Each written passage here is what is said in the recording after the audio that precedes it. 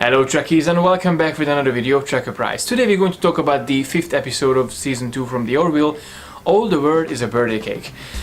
This is a really interesting episode. This was a really interesting episode. I won't say this was the best episode of the Orville, although it was still better than Bortus's Porn Fantasies episode. But this was absolutely a great episode. It wasn't the best, it wasn't as good as the last episode, but it was certainly a really good episode. In this episode we have a lot of things going on. We got to see the new security chief, Lieutenant Commander Tala, who was also a Salian. And she actually really cool. I really loved her interaction with Ed and with the crew, and she turned out to be a really cool person, a really cool character.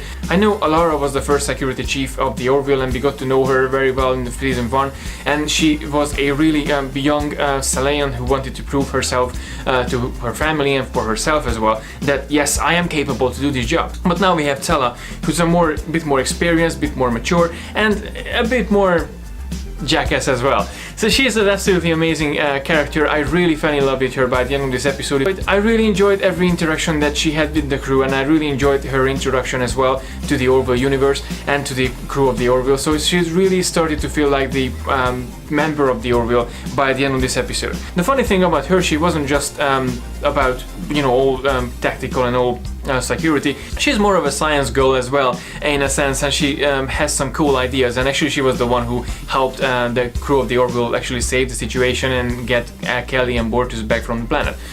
More on that later. So I really enjoyed this character, and I think we are gonna have a really good time to actually see her in the following episodes of the Orville. She really looks like the kind of character who will challenge the captain a couple of times and who will challenge us as well. And she feels like more like a Gordon and Lamar kind of person I just love her. So the episode itself was really interesting. We got to see a first contact with a new society, the people of Rigor 2. So they send out this radio message to seeking for other people, other life forms, and surprisingly the Orville gets the message. They go and check it out, and obviously between sending the message and receiving the message a couple of years pass by, so they're a bit late, but they're still there to the party, and they actually find the people of Rigor 2 quite welcoming, quite mature, quite like, oh, happy, like finally we got someone to visit us, and then yay, there's other lives out there.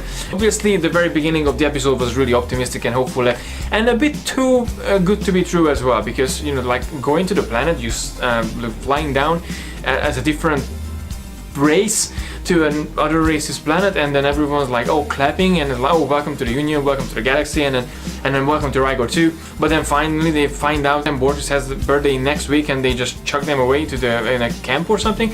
Like what? Are you clearly not really ready for first contact? Obviously that's not just the fault of the Rigorians, so well, I guess that's how we call them now. As a first contact, it was a tiny bit too fast. Mrs. TREKKERPRISE and myself, when we were watching this episode, we definitely thought that it's a bit too fast. Like, you don't supposed to look around first, or just you know, monitoring the surface, find out a bit more about the situation, more about the culture itself, and then go down and reveal yourself. I mean, these people didn't really have satellites. The people didn't really have spaceships or shuttles to go out of space. They just had a massive sensor array, and they send out messages, but that doesn't really allow the anyone to actually go down and, yo, I'm from another planet, hello, nice to meet you. First contact is very difficult and very delicate as a process. Obviously the race should reach warp capability, or they should reach you know, at least to the stars, not just staying in the same planet. So obviously when the joke at the end, the faking the star happened, I was a bit concerned that they don't have any satellites out there.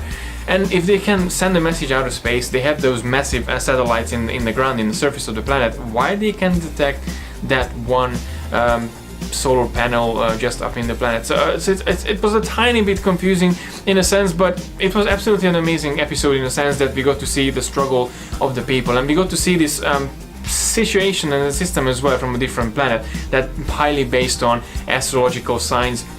And they base their you know, whole society on, okay, if you're born in that sign, you must be a criminal. If you're born in under that sign, then you're gonna be a world leader. But obviously different situation, different society, and you know, they have to respect their way, so that's why they just don't go down with the landing party and just like and then get Kelly and Bortus back to the ship. After watching this episode, me and Mrs. TREKKERPRISE had a really interesting conversation, and we kind of asked ourselves, like, if the Juliacs are bad and they considered bad, what about the other ones? What if someone born under the sign of Vasanda and then they're going to, you know, become a criminal? What's society going to do with them? So the whole execution of this society was a tiny bit lame in a sense.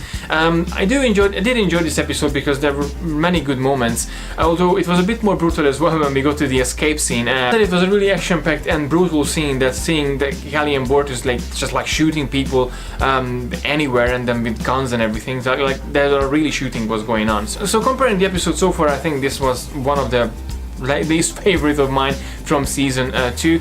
I do have to say that I really enjoyed the last episode, and I'm pretty sure if you watched my episode reaction, I did really enjoy this.